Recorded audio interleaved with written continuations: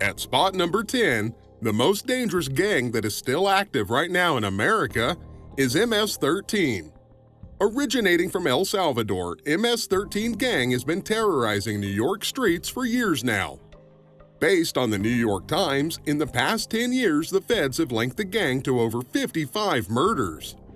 With the gang's wave of violence, they have left entire streets bloody. Mara Salvatrucha is what MS stands for in MS-13. The gang consists of thousands of members from all over America. Most of the gang members are immigrants coming from Central America. Recently in May, there were 3 murders reported in Queens, and one of them took place on a platform of a subway. The other was on an open sidewalk, and the last one was near a public park. 10 members of the gang were charged with partaking in the murders. One of the victims was only 17 years old, was beaten and strangled after the members saw his tattoos and mistook him as a member of a rival gang. In the end, the MS-13 killed an innocent person just because they thought he was part of a rival gang. At number 9, Bloods and Crips. The Bloods formed in 1972 in Los Angeles and have been around for 5 decades. The Bloods and Crips started off as rivals in the streets but soon united in the end. People can easily identify the Bloods by the color red the members are wearing, while the Crips can be identified by the color blue. Do you know why these two gangs hate each other so much? Their rivalry began even before the Bloods was an organization. In the 60s, a group of Crips attacked 2 students at the Centennial High School in Compton. After the attack, one of the victims wanted to protect the other people from being attacked as well, so they formed a new gang. However, the Crips were already too powerful, with beating and killing everyone who interfered with them. This included gangs like the Black Pea Stones, the Athens Park Boys, and the Pirates. By the year 1978, the smaller gangs started to form an alliance within themselves and called themselves the Bloods. The Bloods started to secure different parts of the neighborhoods that weren't allowing the Crips in. This is what started the territory wars. Even till today, the Blood rivalry is still ongoing. Today, the Bloods have dominated the eastern United States with 15,000 active members. The organization is heavily involved with distributing crack and cocaine, and that is pretty much their only goal. Number 8.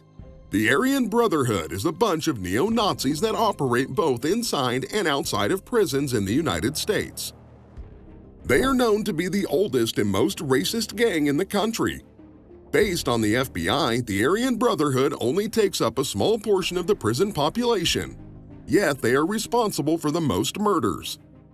Like other organizations, the ARYAN Brotherhood's main focus is drug trafficking, extortion, murdering people for money, and prostituting other inmates for money. If you figured it out by now, the organization is white-only organization. They are the most racist organization in North America. For someone to become a member in prison, the person would have to kill another inmate, and that inmate has to be of a different race.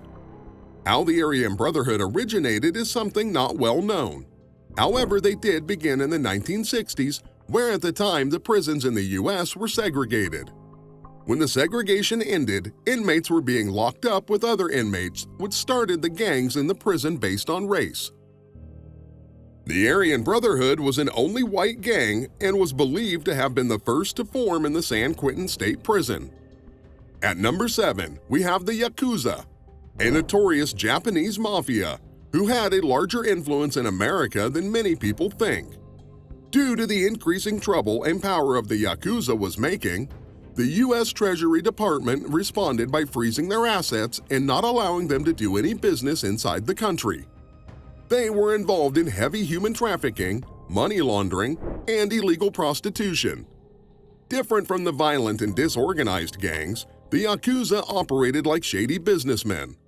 Through their illicit activities, they were able to accumulate billions and billions of dollars a year. Even with many efforts, the U.S. could not stop the YAKUZA from doing any business.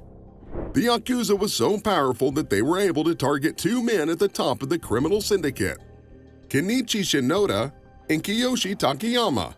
They froze their American-owned assets and were able to have them banished from the U.S.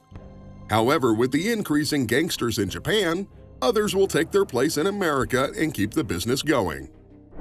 Have you heard of any of the gangs we have mentioned so far? Comment down below if you have. And also, if you're enjoying this video, don't forget to hit the thumbs up button and subscribe as well. Sitting at number 6, we have the Mexican Mafia. Just as simple as their name, it is a mafia full of Mexicans. The gang was formed in 1957 by Luis Flores while being incarcerated at the Duelo Vocational Institution in California. The main purpose of the gang was to be able to protect Hispanics inside the California prison system. By 1960, the organization had gained so much power they started to push their influence outside of the prisons and expanded their influence to the public. They raked in money from gambling, extortion, and selling of drugs. As the Mexican Mafia started to gain power, they started to join forces with other organizations in East Los Angeles, and with that they became an unstoppable force. The police began to crack down on them in the 1990s and started to pull the guts out of their illegal game. But in 1995, the FBI used the RICO Act, used to take down the Italian Mafia as well, to charge 22 high-profile members. After the short-lived fall of the Mafia's hierarchy, they were able to reform quickly. Until now, they are still active and still continue their criminal activities throughout California. Even if they have lost some of their power, they are still around. Moving on to the top 5.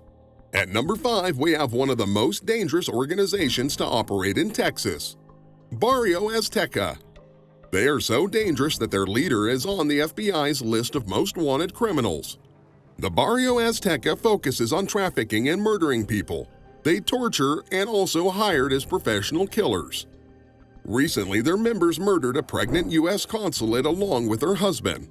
The BARRIO AZTECA also operates on both sides of the border. They have members residing in Texas and Mexico. They have linked with many Mexican drug cartels and 2 other gangs that were mentioned earlier, the Mexican Mafia and MS-13.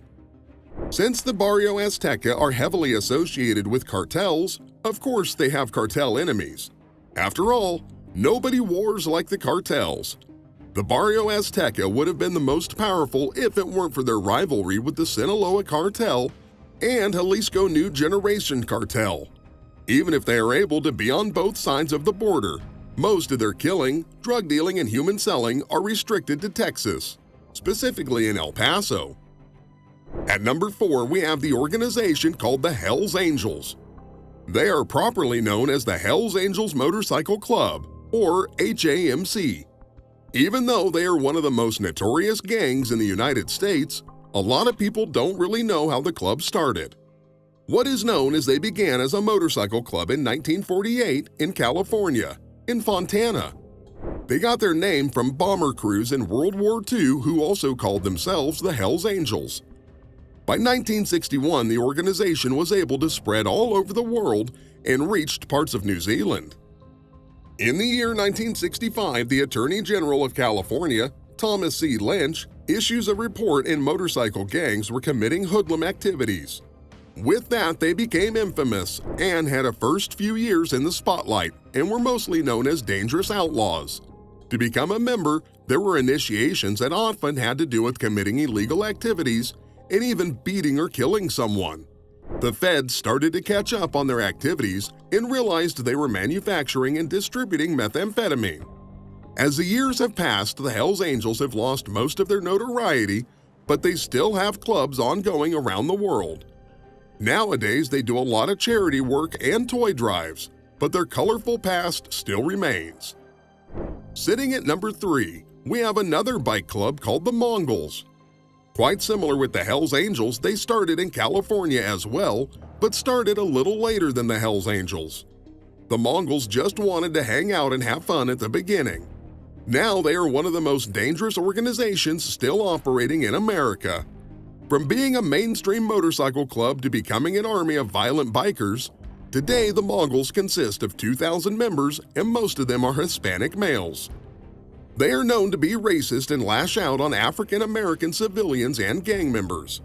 They were named the most violent gang in America by the Bureau of Alcohol, Tobacco, and Firearms. They were named the most violent because they were involved in a gang war with the Hells Angels in the 80s. After winning the war, they were able to gain control of Southern California. Even though they were a smaller gang compared to the Hells Angels, they were able to win the war by sheer force of will and cruelty. At second place, we have the Simon City Royals. They were formed in the early 50s, 1952 to be exact. It makes them one of the oldest organizations that still operate around the U.S.